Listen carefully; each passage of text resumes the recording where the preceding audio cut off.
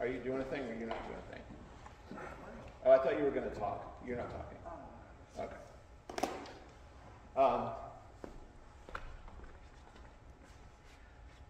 Hello, everyone back there. We've already met. Hello, everyone. I'm Doug Perkins. I have had the pleasure of being here for the last 2 weeks at Round Top. I'm a percussionist who grew up in Pittsburgh, Pennsylvania. I was a horrible saxophone player, so bad that my mom let me play any other instrument, so I became a percussionist. I've had the opportunity to travel all around the world doing lots of crazy percussion. Maybe we'll talk about some of that now. I currently teach at the University of Michigan, run the percussion program there. And the people in the audience, I've invited you up, and if any new friends come, I need you to tell them that they can come up too, so you can help with that. You will not be interrupting any of us. And if you can't hear us and you're interested, you can tell us to speak up also. So I think we're going to hear lots of people play things today. So we'll probably move pretty quick, but it should be fun. So we'll start off with Spencer. Spencer, you want to say what you're doing? Yes. My name is Spencer Perlew. I go to the University of Michigan, and I will be playing Joseph Schwantner's Velocities.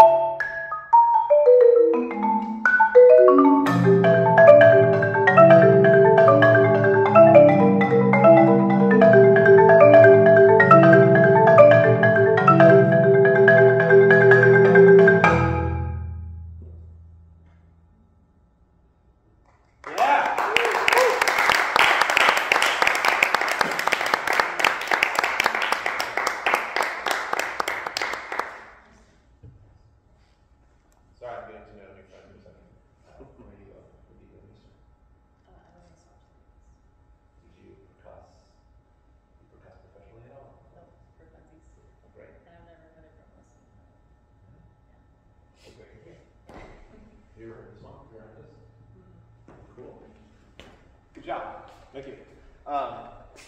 Really great. I think what we're going to end up doing, the tone of the class, I think, since all of you have signed up to play, we're going to move pretty quickly through things. So I think we can think of this as a chance, one, for all of you to hear each other. I think it's what a great chance for us to all perform for each other.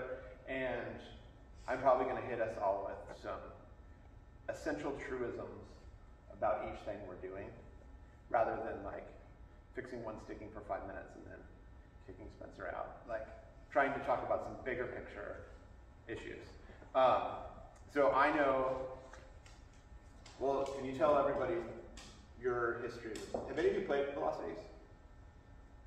You have? When did you play it? couple years ago. At UNT. Yeah, it's hard to hit all the right notes. It sure is.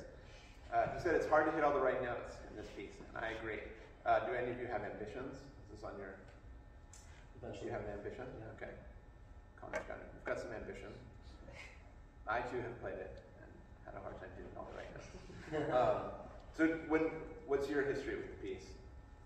Well, I got the music at the end of my freshman year of undergrad, and I've worked on it like throughout the summers and sophomore year, and I performed it like the beginning of my junior year of college, and then I performed it for my junior recital. And over time, I've used it as kind of just something to develop as I learn new things. I learn new things about technique and phrasing, musicianship, and whatnot. There's just a lot of work, a lot to always work on with this piece. Nice. And then, so we did a lesson on it yesterday. Yes. To kind of get ready for today. One of the things we talked about with it, since it's a piece that he played through life, is what a gift it is to have repertoire that we revisit. I think for myself, when I was in undergrad, I think for a lot of my career, like early in life, you had that feeling that you had one chance at something, and then you put all this pressure on yourself to play it once, and then if it didn't go well, then that was kind of it. But as you get older, one of the great things in a career is that you play things many times. So even like, one of the things I'm looking forward to this week is like, even with the concerto I'm doing, I'm saying like, this is the first performance of it. So in some ways, like, it'll make me feel better when I miss notes, that I will have the sun will rise and I will play it again. But also it allows me to come to each performance with a set of intentions, so that the first time might just be, like for me in the concerto, the intention is like, what does this feel like? Can I survive it? What needs to happen? So that next time I can start the refinement process. So yesterday you played it, kind of getting it back, and we kind of had this conversation. What did you work on to bring in to today? What did you try to make better today? I tried to loosen the perpetual motion aspect of the piece that the composer indicates, because I found that the more I think about that, and like it's got to be like just constant 16th notes and no slowing down, that makes the shifts way harder and more missed notes. But if I let it breathe a little bit when it needs to, technically and musically, of course, that helps a lot with it. Nice. And I think you did that. Sometimes, has anyone seen a bad performance of Velocities? Yeah, it seemed like mostly bad performances of Velocities. It was funny, I had a chance to play this with Schwanner, and we worked on it for a recording thing, and at the performance, somebody said, the lady behind him in the chair said, I think you did really well. And I asked why. She said before I got on stage, Schwanner was like white knuckling the chair next to him. She's like, he looked really nervous. And then he started playing, and then he let go of the chair, and he seemed to enjoy himself. So, this is a piece that I think we have seen people, and we can have a tendency to see that it's 16th notes, and it's fast, and then we just kind of throw ourselves against the rocks of like, I need to try to play this fast, and then hope for the best. But I think a big thing we can all bring as soloists is I think our duty as soloists is to look cool. Like, it's a little bit shallow, but we're up here alone, and so you should just make the music fit you well. And I think for each of our different bodies or our hands, that can manifest in different ways. So for me in Velocities, and I think you too, the one lick I'll have you play in a second,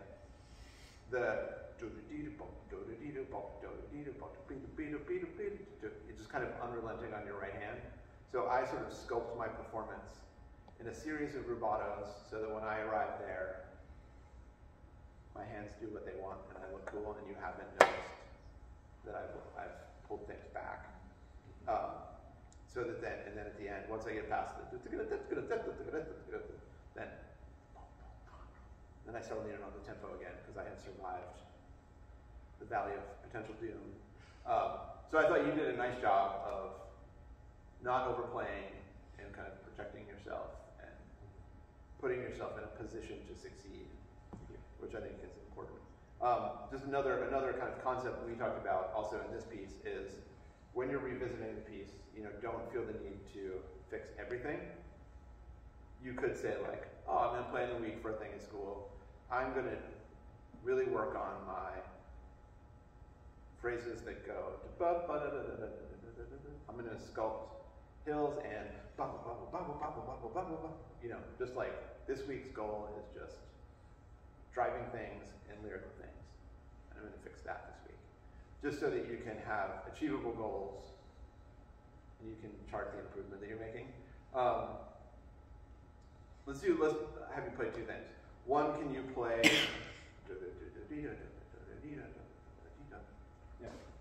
play it at a tempo that you feel like you're really good at.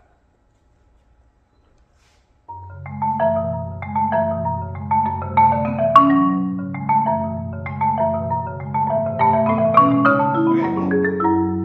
I half believed it. Did you play at the same tempo that you played it before? It was a little bit slower that time. Yeah, it's a little bit slower that time. You fell into an interesting trap of you're like, I have more space to be even more dynamic. So then your right hand started going, Batu! It like went into ghost note territory. Can you flatten it out? And then you also told yourself, wouldn't it be really cool if I chelled during the... Can you hold it back and just like lull us into a groove a little bit? Yeah.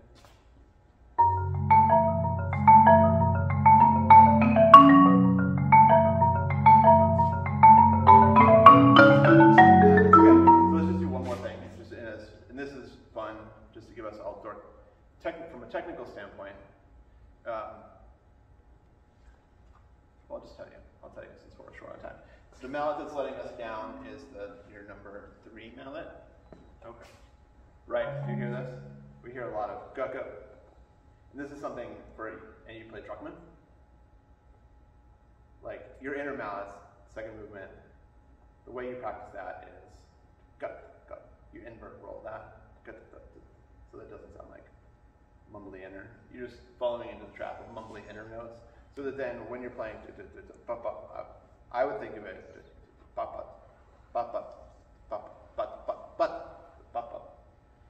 because right now you're going go go go go go go ba ba ba.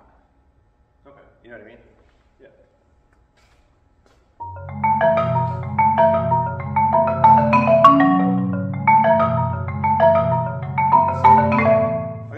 That's cool. Now chill out on this one. Okay.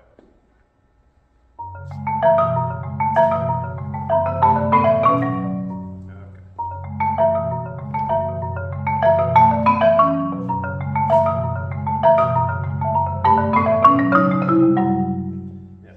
Better. That's something you want to get rid of. Sorry, we're falling down a rabbit hole that we'll deal with later. Okay. You all, sorry, I'm having that. This is the plight of a rubber band size mallet user. You're like, they all look the same. And then the writing is like really small.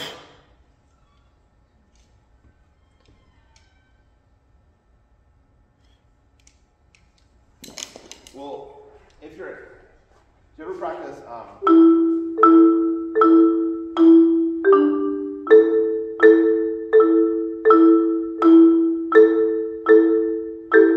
practicing flams to your insides and outsides? Then you've ever practiced that before? I have not. Good job, Dr. Meehan.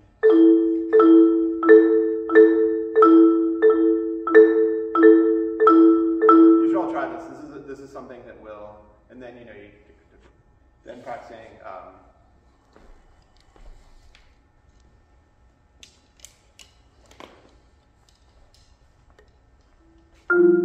Then you practice your.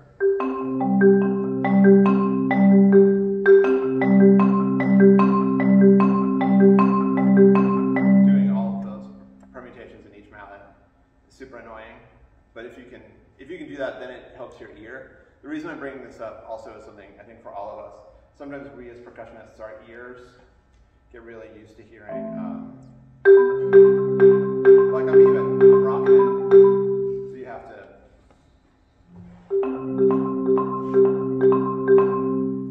and that'll fix that, but I think for all of you, I'm just gonna go ahead and make the assumption that you could all be better at that. Last thing, play the beginning. I think something nice that we worked out for if you're playing this. How do you play the beginning? Just go play. Well, what do you do with your body? What did we talk about yesterday? Right. I preset, you know, at a lower stance, so I don't have to move down at all. For when I go to that. Yeah, just pro tip for when you're playing it.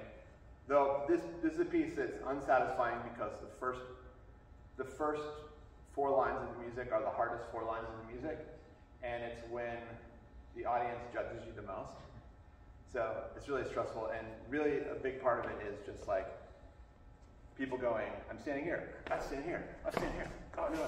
But like working out the like getting even lower than you need to so that you're in the position of this, finding your hardest position and then using that as your point of balance.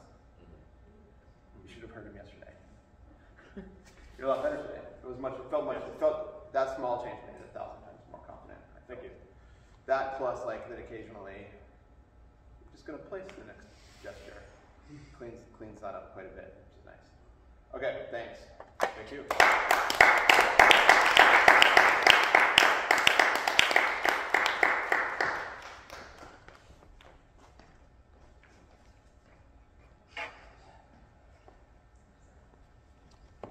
Okay, so I'll be playing Walking on Coolidge by Joe Tompkins.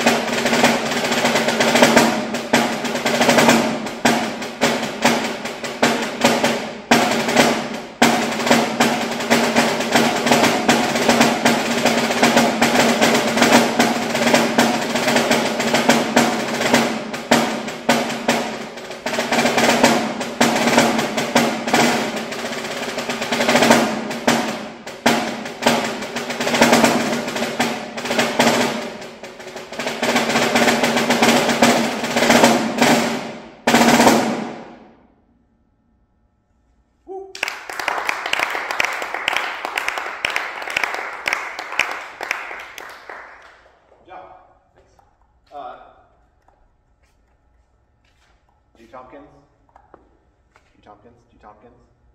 Now I play Tompkins. What are your Tompkinses? That and the books. The first book. Books. Do you Tompkins much? Have you Tompkins? Yeah, I've read all three. Okay. Cool. Do you bass drum? Yeah. Have you ever bass drummed? A little bit. Okay. These pieces are. Okay, I'm going to talk to the non-percussionists, or maybe those who have not played the dorkiest of snare drum solos. They're not the dorkiest. They can be cool. Snare drum is a funny instrument for us in that it's something people like this play a lot for practicing, but it's also like, I don't know, if your children or family members were drummers, we have these drum pads and we spend a lot of time working on this, how to play this, or if we're in the marching band, we have to play these instruments. So we spend a lot of time doing it, but it's funny, sometimes we play them in concerts, but there's no melody. So it can be strange, like, how do you communicate to the masses something that just plays the rhythms?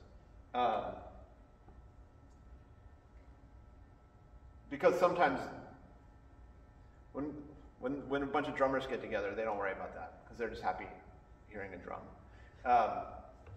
My dad is a tone-deaf, rhythm-deaf person, so I often think about how to communicate any music I make to my tone-deaf, rhythm-deaf father, which is good. Sometimes it helps clear it up a bit. Have any of you heard? Do you know his piece Tu Verrez? If you don't, you should. What's cool, the guy who wrote this also wrote this piece called Tu Verrez, which is written for this composer, Edgar Perez, or it's an homage. But it's you play a drum set when you do it. So you got bass drum, and you got a cabasa, or sometimes I'll just use hi-hat, and a couple of other drums. And for that, that was the moment that really, when I played that, like, Tompkins made sense. Because you realized, like, oh, it's allowed to groove. Oh, it's allowed to tell larger narratives. When and why did you learn this? I started learning it probably about 2 years ago, and I just kind of kept it with me. Did you use it for auditions or anything? I didn't. I just learned it on my own, and I just kept it like that. What do you like about it? Just like I like this version of his writing. I mean, it's a lot like the 6/8 that everybody knows. But I just enjoy playing it. He has a cool groove. Cool. There was an interesting thing watching you play this, where, like, your technical proficiency is very clear in it. Like, you've got chops and, like, good sounds, good chops. But there was, to me, the thing that's interesting, I feel like you need vulnerability when you play. As a concept of, like, when the weird sections come, it's okay to change your sound to let it be weird, or it's okay to let your stick drop until it just goes. You were like, everything was like super consistent and super like felt Texan in a way. You know what I mean? Like, it's okay. I'm married a Texan, but you know, it has that airtight like. And I wonder. I think the two things. I'd like to try to find a way to make it a little different, and maybe if we could get you to pull a bass drum out, just have that moment. Sure. So play from the beginning. The thing I like about Tompkins solos is I always feel like they start mid-conversation. I always feel like it's like you're at a party and they're like, "Come here." It's what like. It's not like, no, that's introduced. It's like that starts as an aside. Well, can I give you a?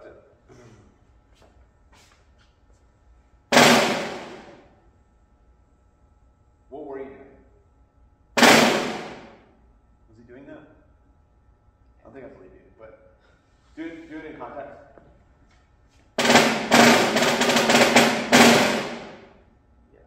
Always the up. Yeah, let it go down because it's fun because also it's just more dynamics, just more color. The longer it touches, the more color we get. And then you have forte and you have mezzo piano.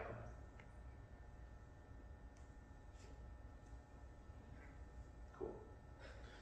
Can you make them feel different? Sure. Can you make them feel spiritually different?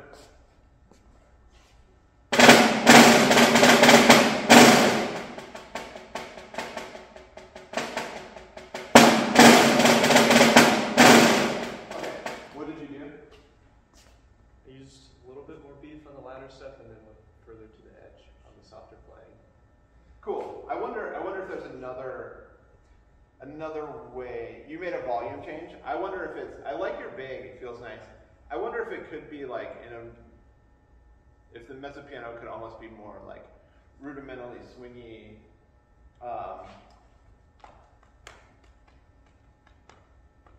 not, you're like big precision, little precision. It could just be like, does that make sense? Have you tried that? Sure.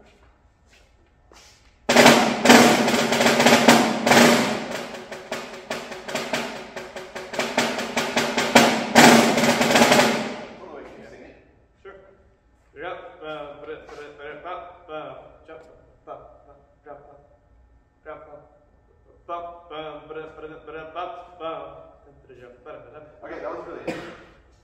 What did you notice when you sang it? Not very articulate, like consonants.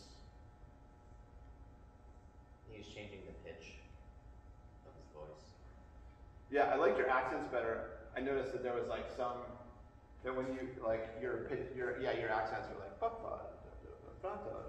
which was telling me that they weren't the same. It might be different, but then you also were singing, like, so many notes didn't get a chance to be sung. Could you sing all of the notes?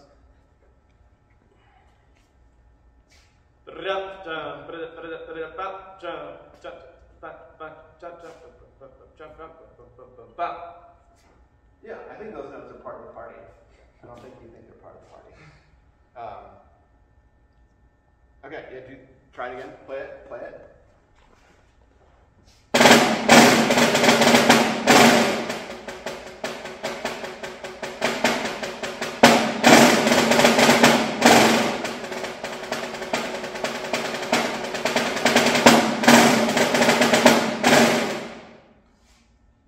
Do we hear a difference? Yes. Yeah, we're on the way to something. It got a little more chill, like it just felt more like, which I think is nice. And then it was nice that then the sort of related as a variation kind of a thing. I want you to keep going. I want to make one more point. Hate quick masterclasses. Go ahead. Beginning again? Yeah, sure.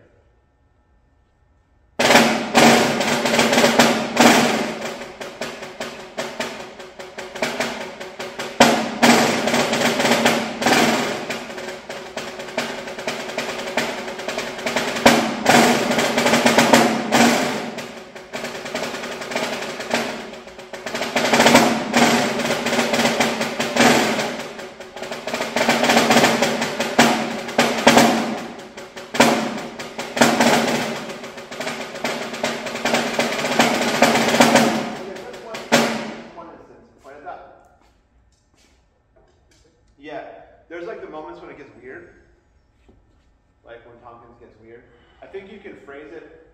I sometimes when it gets weird like to lighten up or something, just so that the audience gets a sense of like, you know, that you're going somewhere else. When it's exactly the same articulation, I don't unhinge, and then sometimes I fall into Morse code mode. You know what I mean? Like, the biggest thing on snare is not to sound like me. And I think like in Tompkins I have like bold things, singing kind of jazz things, and then I've got it got weird, don't freak out, and then bring you into a landing. Can you go before it gets weird and try to sell that a little bit?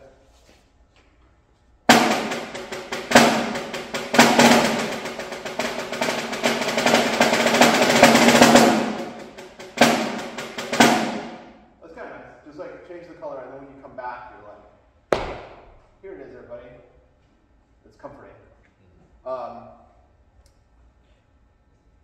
let's just do 2 seconds of, Josh, can you grab the bass drum? I think it's back here. It's right there. Like the kick. Yeah. We'll make you kick it for a second.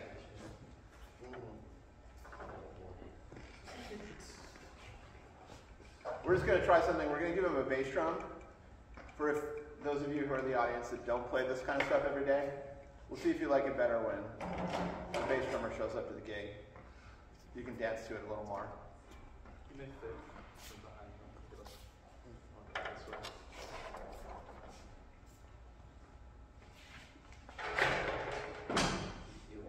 Yeah, thanks. When I do this, I always sometimes I'll try to use a small concert drum, or the jazziest drum I can find, and I have, well, lots of people make them now. I have like a Vic Firth puffy bass drum beater. I feel like Dragonfly's rocking a bunch of beaters these days.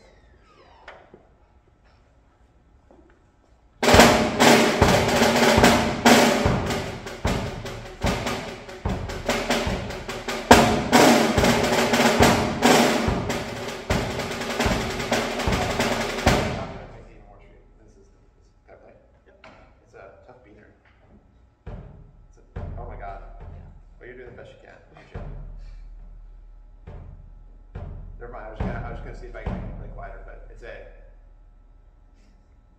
like plastic on plastic back here. So in a perfect world, something like that would be nice. But I'm sympathetic to your cough. Let's play it again. Let's just be as sensitive as humanly possible on the.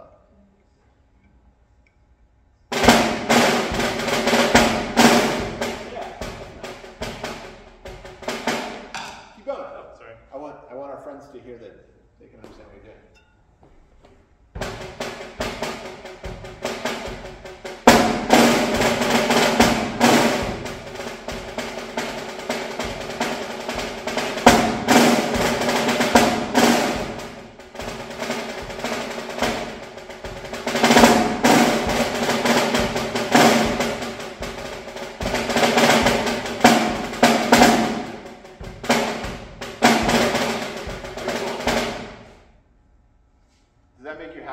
Out there?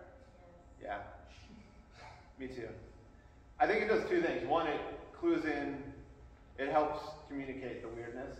But when I play it that way, I don't know if you feel, when the bass drum shows up, it like chills out my hands. Like my hands just suddenly turn into a drum set player. And you sound like less uptight and I think that is the essence of Tompkins. Just thinking about Tompkins, I'll close it off with one final statement. Sometimes you play Tompkins for fun, or you could play it. I've performed it in concert, but also when you play it, I hear it a lot competitively. When people come for auditions and things, and all I'm looking for is for people to communicate music to me. By the time most of you get in a room to play this stuff for people, they're assuming that you're really talented. So then you just want to be musical. Then it's because in some ways when I think about hearing auditions at places, I'm trying to kick out the people who play badly and scare me. I'm like, oh my God, you play this very loudly. I'm frightened by your volume. Or okay, this is a little hard for you. But then if you come in and you're like, I am very correct right now, I sort of have no, not that I don't have any interest in you, I probably think you're a very nice person. But I'm looking for somebody who I want to hear play music. And so what you were just doing, I might actually want to hear that for fun. And then when that starts to happen, then it's then it gets exciting. I think in my life, I think about trying to think about what I have in auditions, the lowest level is not gonna happen. They came in and immediately started crying. They just turned red and it didn't go well. Kind of plays music, but not gonna happen. Plays fine, good, talented musician, that's pretty nice. And then but then always looking for that higher level of and there's something sparkly there that makes them have a personality that's unique. And that's like watching, I think we can all agree that when Josh plays a percussionist in ragtime, there's a certain Joshness to it that I think is cool. You've all demonstrated that, but just of the things I've seen today, I think Josh wins the most brush personality in a ragtime award in kind of a fun way. It makes me look forward to the show tonight. Okay, thank you. Thank you.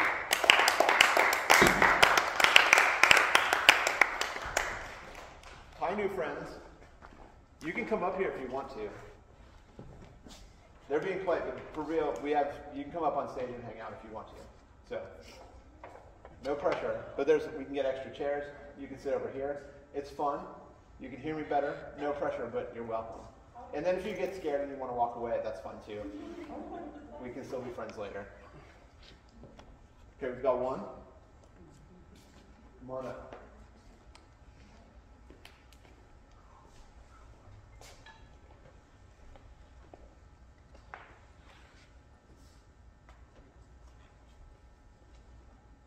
Sorry.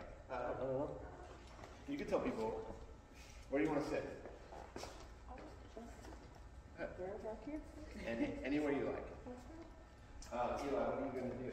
So I'm playing a very short and sweet movement from a suite written for the lute by J.S. Bach on marimba. Been playing it on and off for about a year. So it's very short, but I think it's very cute and endearing.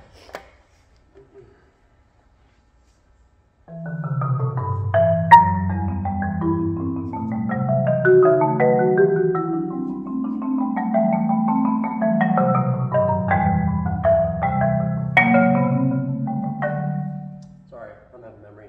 That's great. I'll do it again.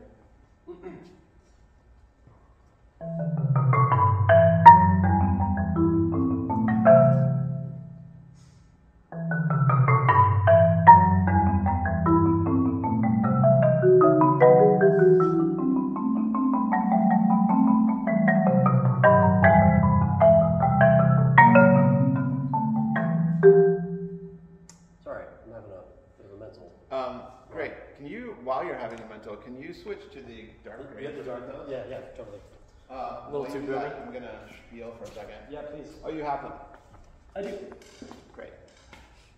Well, we'll start this quickly. This is brilliant that we're... Bach on marimba is terrifying. It can be terrifying. It should be fun, and it can be fun. It can also be the worst.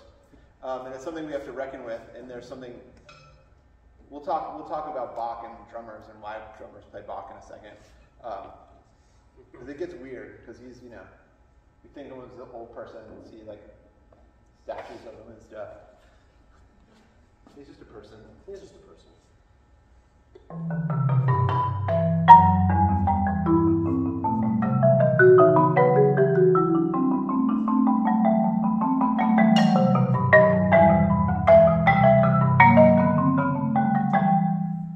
I don't know why, that part. I don't know, can you go slower? Yeah, sure.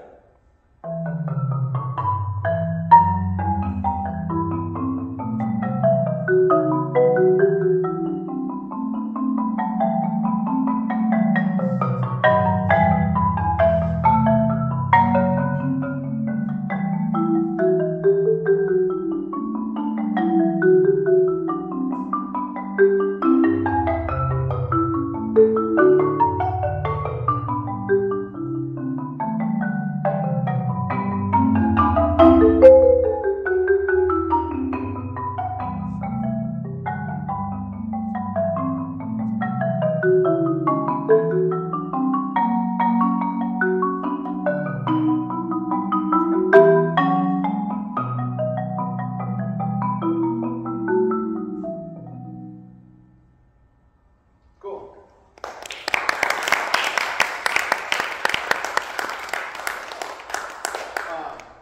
Good job. So the reason I was saying, how did you're having a memory slip. Let's cut to that quick. Yeah. How does the piece fit in your brain? How do you think about it? A lot of it is calisthenic stuff that's attached to the voices and the mallets. So it's like sticking based on what voices in what mallet. That sounds horrible. Yeah. Okay, yeah. Thank you. Yeah. For teeing me up. So it's funny, like Bach, again, like we think of this guy who like Bach, and we've all heard of Bach, and like he's very dead and very old. Probably has white hair in the pictures. Like, so he feels somehow, at least for me, felt like there was like some extra magic. But what I like to think about Bach is Bach was an improviser. So I feel like of his day, Bach was closer to like a jazz player, or somebody who plays in church and they're like, I grew up Catholic, so like there's sometimes like a long communion when everyone shows up at Easter. The organist has to make stuff up for a while. That's like what Bach did for his job. So this music that you're hearing, he used these chord changes for like all kinds of stuff. So in some ways, I used to think it was weird that percussionists or marimbas would play Bach, but Bach would put this music on organs and lutes and violins, and he kind of like would repurpose it to whatever was around. So in some ways, what we're doing is just, I think we're living in the tradition, and I think it's okay, because he was loose with the material in a similar way.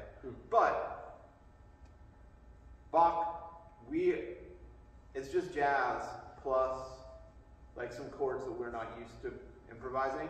So I think the only way for us to learn Bach is just to analyze the chords. Because this, like, you go like from the 1 chord to the 5 chord to the 1 chord. Like, that's all we do. Which is like all most music does. Or maybe if it starts in minor, we might go from the sad chord to the happy chord, back to the sad chord, and then you just jump around. Like, and then I feel like Bach for me is like, if you can find the 1 and the 5, you're like, okay, I'm good. Then it gets weird, and then you just start thinking like, this is in musical terms, like, am I going to the 5 chord? Like, I think of Bach as like Chutes and Ladders, that game where it's like, sometimes you're going and then, whoop, and then it's like 5 chord, the 5 chord of that 5 chord, the 5 chord of that 5 chord. Or like, sometimes you do it by thirds. But if you kind of follow it, you're just like, oh, he's taking me on my little turnaround and I'm back. And if you can do that, then it doesn't really matter what notes you're playing, because you're just playing that architecture. Another thing I think about in my brain, or like on your computer, if you think about your computer or your phone, you have like your phone, you've got text messages, you've got Michael, what he said for lunch. Like, there's like a logic. You're not like looking at the lines of code, or even when Michael was like, let's get lunch, you weren't like LETS space GET. Let's get, like you're bundling the information into like compilable things, versus you're not doing that. You're thinking like, yeah, you're thinking something else. So just to say, like, for all of you, when we play Bach, just jam on the chords and figure it out. See if you can bundle the information at a higher level so that you know where you're going. It'll smooth it all out, and if you have trouble, it'll be okay. When I first played Bach publicly, the first time I ever played Bach was in undergrad when I did this. It was the G minor fugue. Dum dum dum dum dum dum dum. I got halfway through, got wildly lost, put my mouth down, said some words that would get my mouth washed out with soap, and then I sat down. And I knew that this couldn't stay that way. Like, it was bad. I did a bad one. And then I've since learned how to do it, and it's kind of fun now, because I know how to tell the story. And I let myself off the hook, because I'm not playing some magical, inaccessible music. I'm so sorry. We'll move on. I chose, do you know why I haven't changed mounts? So it's more straight tone. Yeah, I just wanted to hear tones. He was using a mallet that has kind of a 2-tone thing, So he was going between like thunk thunk and but this like just allowed the line to come alive. So I think that's a nice choice. Final Bach thing for drummers that play Bach. When we play Bach, sometimes I think also, because I'm a drum set player who has started trafficking in this kind of music, and doing this for my life. So it was confusing at first, so I would sometimes try to imitate violinists. And violinists have no rhythm. And sometimes violinists play Bach in the way they do because like their teachers in the Romantic era wanted to make it super passionate, and then they just do what their teachers told them. And they have like string crossings, and they have like to do bow changes. They have to do things that we have skills they don't have. We have like good rhythm. We can hit 4 things at the same time if we want. So we shouldn't make our rhythm bad just because we heard a recording of a violinist with bad rhythm. We should have good rhythm. And as we alluded to, you don't have to break every chord you've ever played. They have to, because they have to do this. We can just go boop, or we can do or we can do boom. We have great expressive capabilities with the 4 mallets we have, but we can't sustain. And you could roll, but that sounds weird. I'm a no-roll Bach. I'm a Bach never roller. So that's a problem we have. So we have to make different adjustments.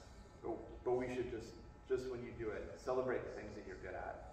Know that you can bring things, and don't just have cello and B. Because Yo-Yo Ma has different rhythms but makes more money than you. That's not a good enough reason to imitate Yo-Yo Ma. You'll never get his money. Okay, we should keep going, but thank you, and thanks for this teachable Bach moment.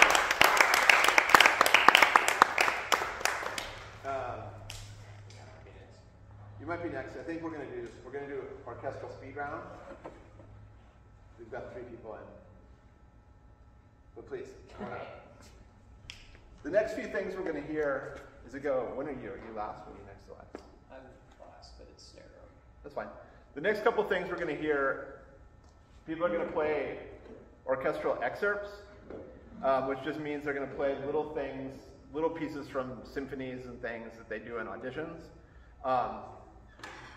So if it sounds weird, it's because this is what they do when they have to get a job.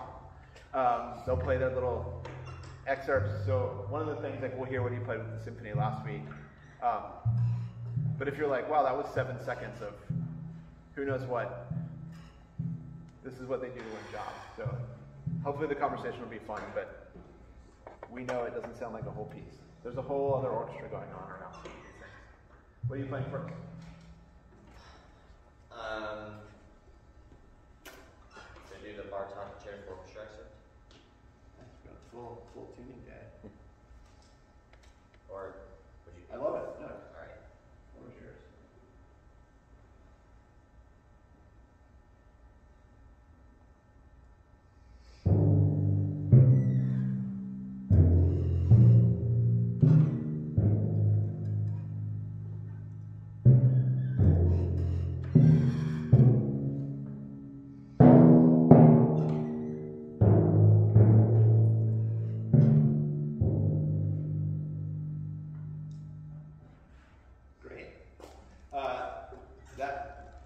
I'll tell, for those, again, sorry, I'm kind of talking to many people at the same time. One,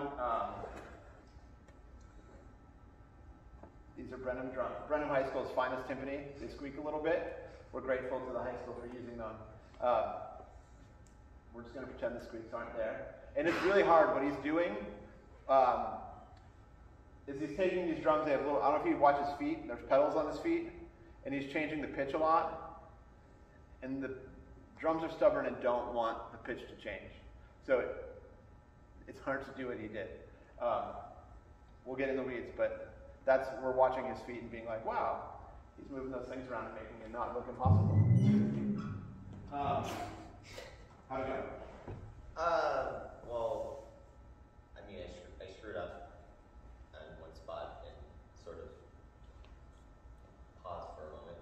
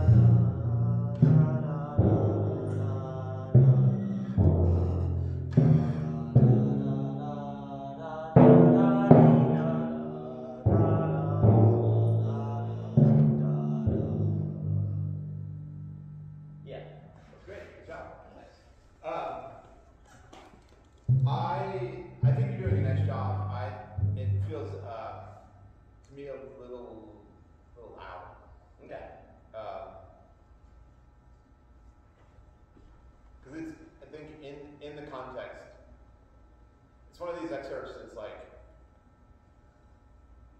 you want it to feel like a thing, but then like the conductor's just working on the violas and then you Right. flip past. Do it again. Do it just a little. I think if you could be a little more horizontal and floaty, it feels a little. Right. Okay.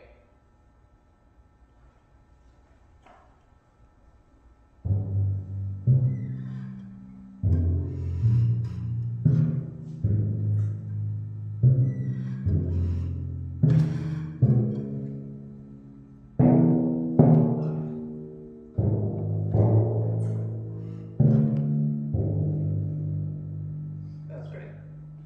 Okay. Yeah, I would take that every day. Yeah, play something else. It's really great. Okay. I feel like, again, this is a chance to talk about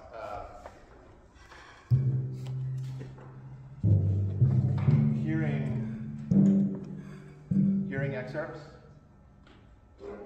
I think when you play them, I've told some of you about this. When you play an audition for an orchestra, you'll get all these little tiny things, and you might have to play an hour's worth of these little tiny things. And so sometimes I think rather than getting super hung up in like each excerpt being the complete manifestation of you as a musician, it's more about like you demonstrating your abilities over a series of things. So in some ways, like, I feel like what I got out of watching Preston there was like a sense of his stroke, a sense of his sound. He managed to be in tune 3 times in a row. The rhythm was pretty good. There was a sense of the line.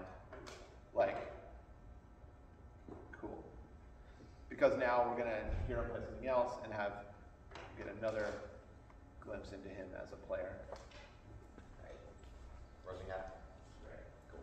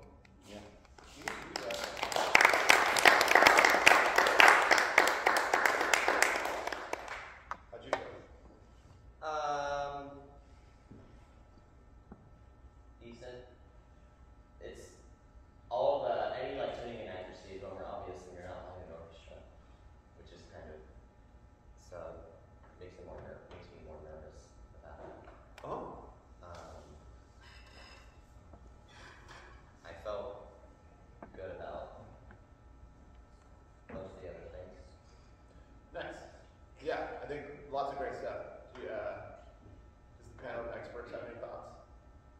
Or reactions? Things you like? I think he's more concerned about his intonation than it's actually coming across. It comes across pretty clean. It feels pretty heavy at times. like especially with the tight rhythms. Like instead of hearing, I just hear kind of a mess.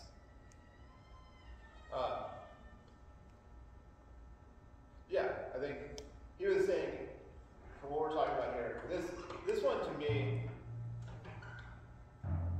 is from a tuning standpoint, like all the different notes that come out, is like maximally terrifying for me. But I think you do that part really, really well. Okay.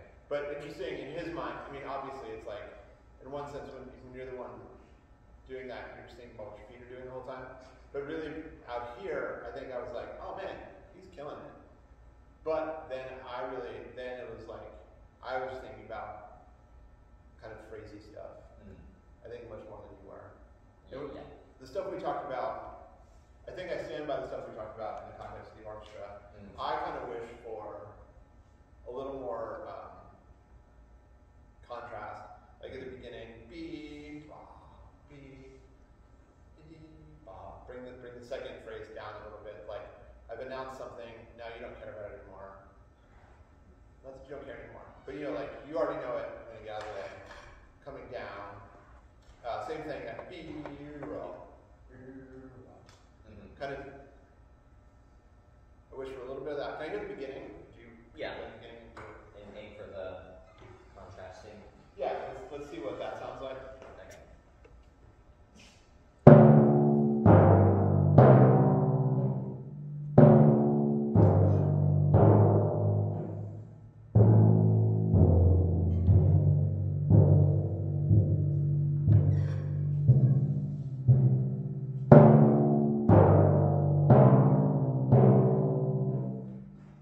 I like that more.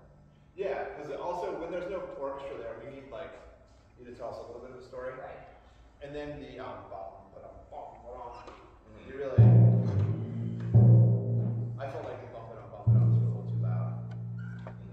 Just they come in such a weird place, Right. and I think it's without the score. I think it's just one dynamic louder. I don't think it's like Yeah. It's it's sort of just yeah. So for the music dorks for the music curious of the room, it's a funny thing I like to talk about with dynamics, in that in the digital age when we can dial things in within however many decimal places we need, that in music we've decided that there's a letter P and a letter F for quiet and loud, and this is enough. And like, there are some composers that are real freaked out, or like this thing I'm going to play tomorrow.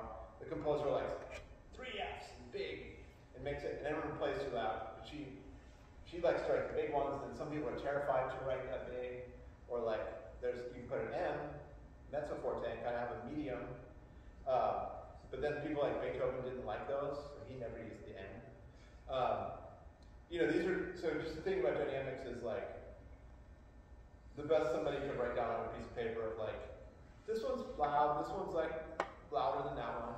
So I would file those as louder than that one, Right. but not like, this is my chance. Yeah. And then I also, could you go B up? I just want more. Body up. Yeah. You spoiled my surprise. So save it for that. I think so. Okay.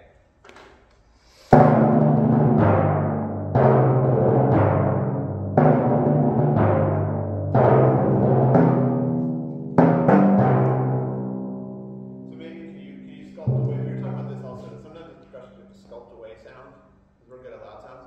So can you take a little bit out before I wonder if the first one, And then the second time. back it off, Right. and then keep it chill, so that you kind of we have room to. So it kind of maybe the ba-dee is the same as dee but we got to Right. get rid of some stuff in the middle so it feels fresh again. Okay. Yeah. Sorry.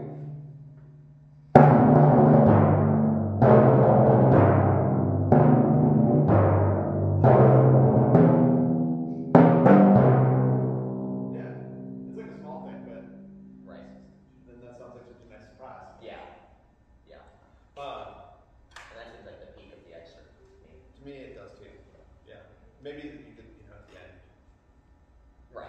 pick at the end. Yeah. Yeah, but holding back, and because that's the stuff that then, if you're in tune and then you make like musical phrases, then suddenly, Right. that's when a committee's like, you're awesome. Right. Yeah, so in some ways in that round, and you played your bar talk and then you played that way, then it's like, this guy's pitch is awesome, has different sounds, has the ability to shape phrases. Then that's like, we're starting to see a narrative about you as a player add up. And then me as somebody who listens to the audition is like, I listen to that guy every day. Right. More than, yeah, that's we'll just leave it there. Okay, thank you.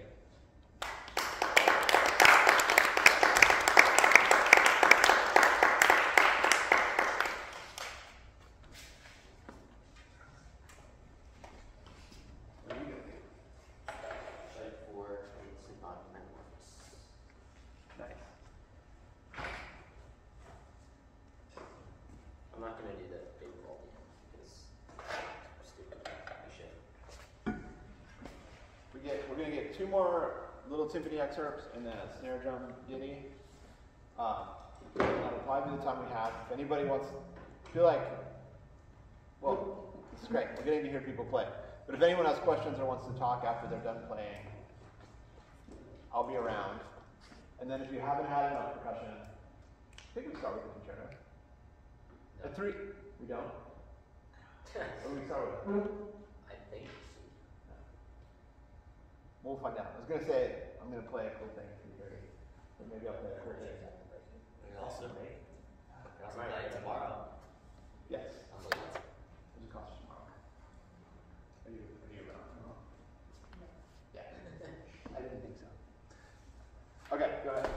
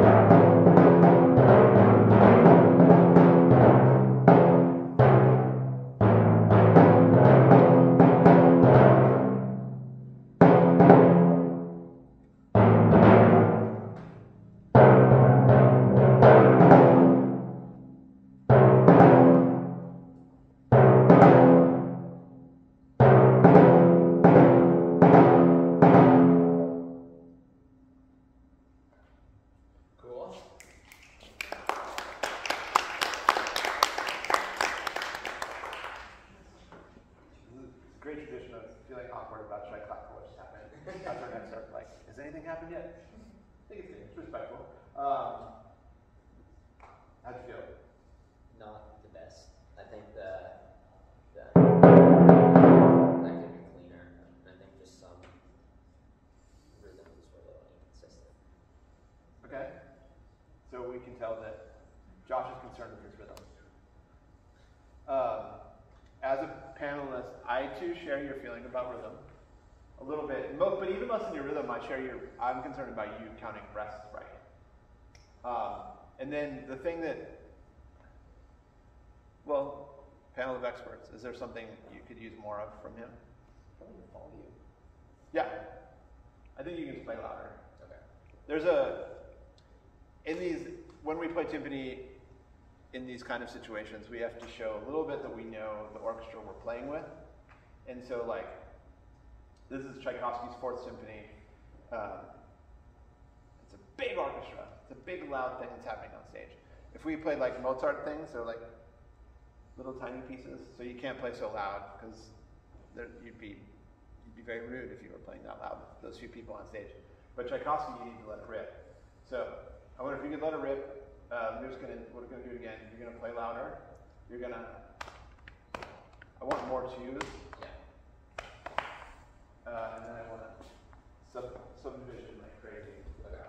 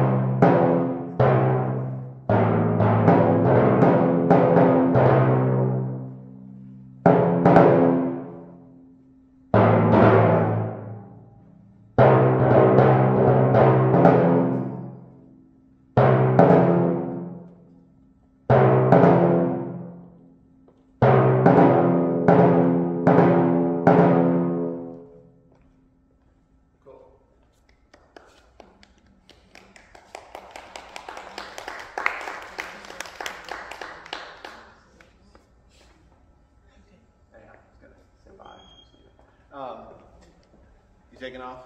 Yeah. Thanks for that hanging was out. Wonderful. I appreciate if it. I may have a comment on the young man that played the bing, bang, boom, and then he went Yeah. into the. It was just the greatest. I like the.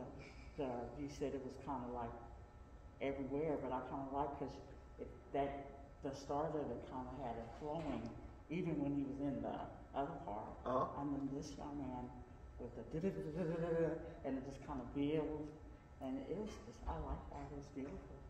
And that's a naked ear because I really hadn't listened to that type of drumming in a long time. Oh, cool. So it was very nice. Thank you so much. And this Marimba, kid here yeah. that was awesome. So I Thank you thoroughly so enjoyed much. it. Thanks for Thank hanging you. out. Thank you for coming. Thank you.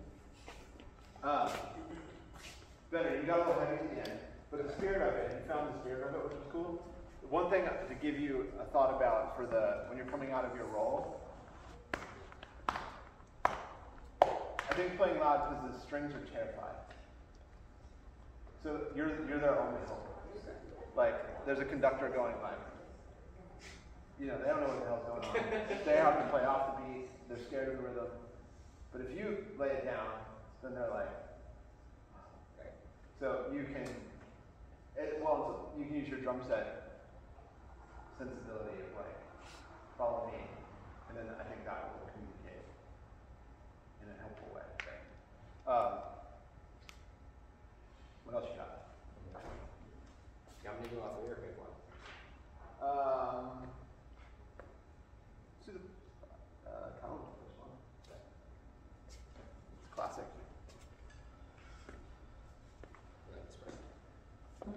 He's playing a little bit of this piece by Hindemith called Symphonic Metamorphosis. It's cool, and there's a part where the drums and the brass rock out. And so this is when the low brass have been playing, and then the timpani gets a break.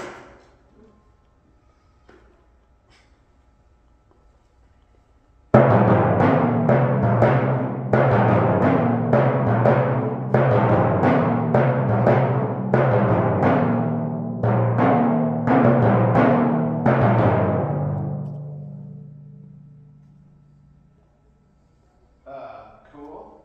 Can I get the lead into that? I don't have that.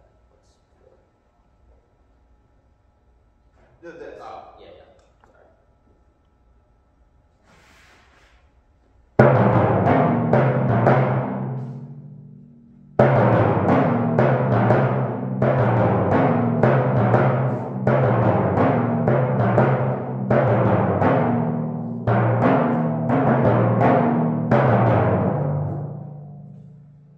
Nice. Couple of quick thoughts about this one. Actually, I like your sound. I like your big sound is a good sound. The one thing to know, having you had to do first there's a 2-measure thing that's 4/10, and then there's a 2-measure, then you get a measure off, and then you go fortissimo. So for you, it would be nice to make that lesser because it's not solo time yet. That's the like. There we go.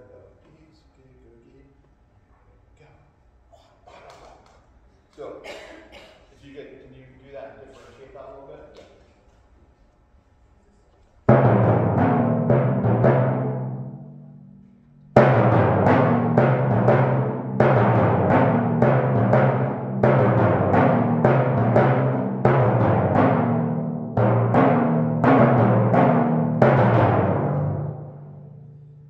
Cool. Okay, that's better.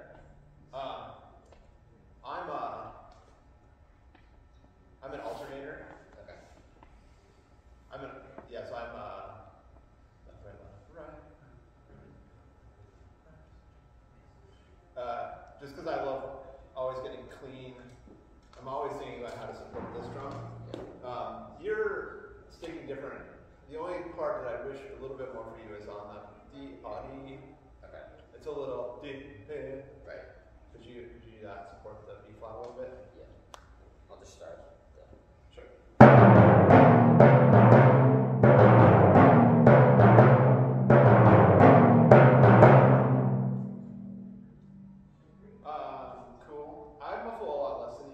I kind of let it rip. Okay. I think it's. Do you muffle between? Not there. The only time I muffle is da da da dee dee dee dee. We were talking in the strategy I use.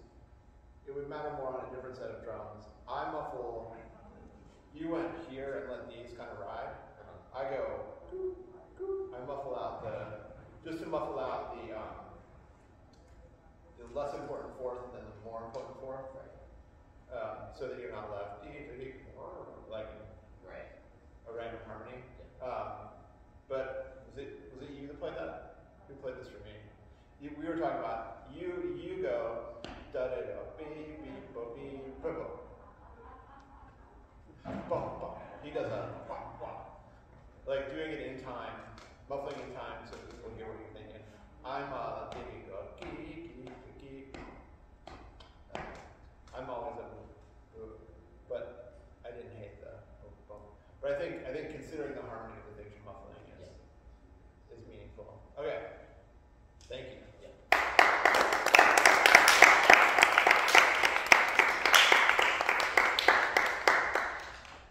Have you decided? I can play 11. 11. Okay. Nice.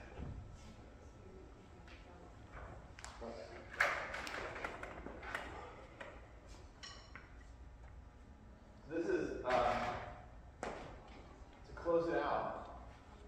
A thing called Delicatess 11. He was a French percussionist composer, and in America we can't get enough of these things, so we all play them a lot. Go ahead.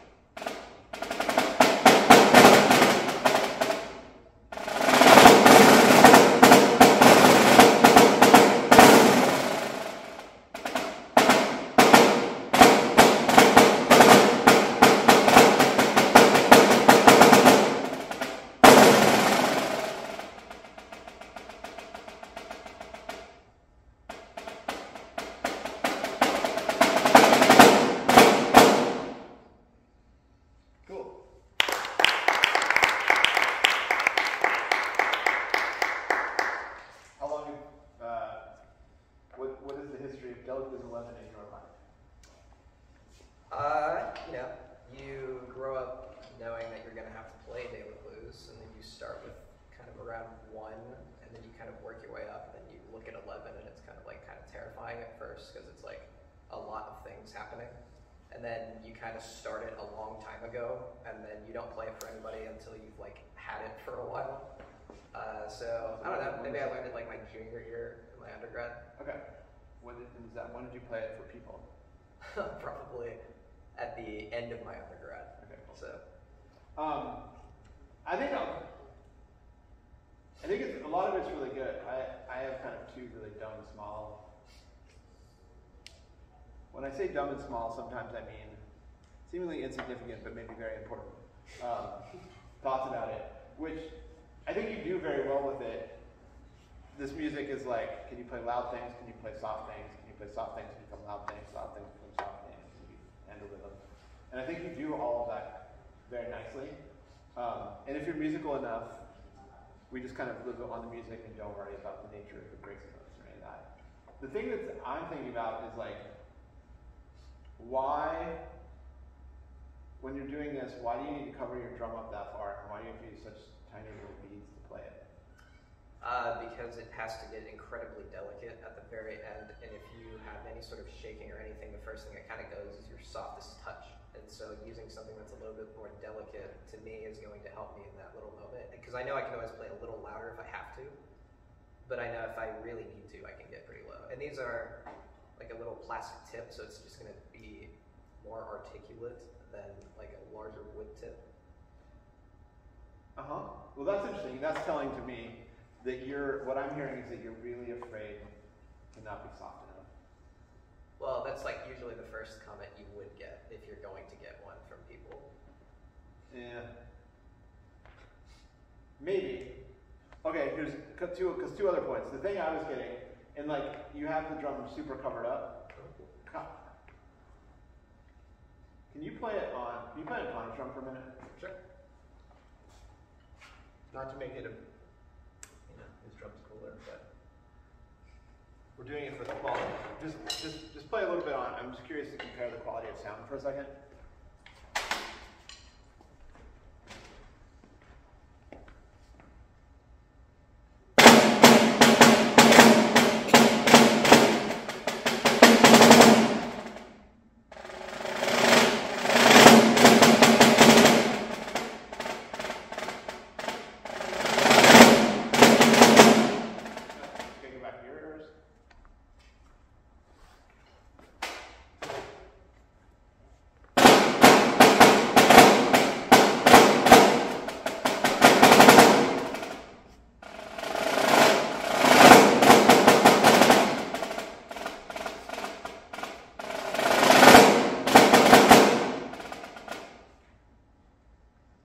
Do you have thoughts?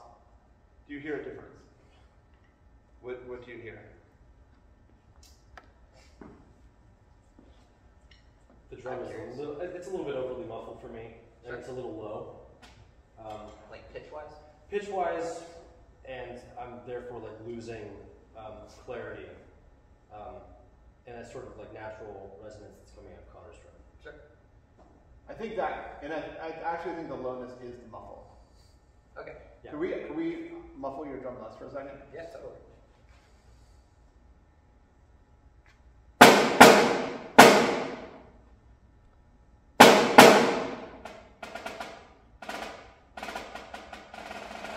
Okay, cool.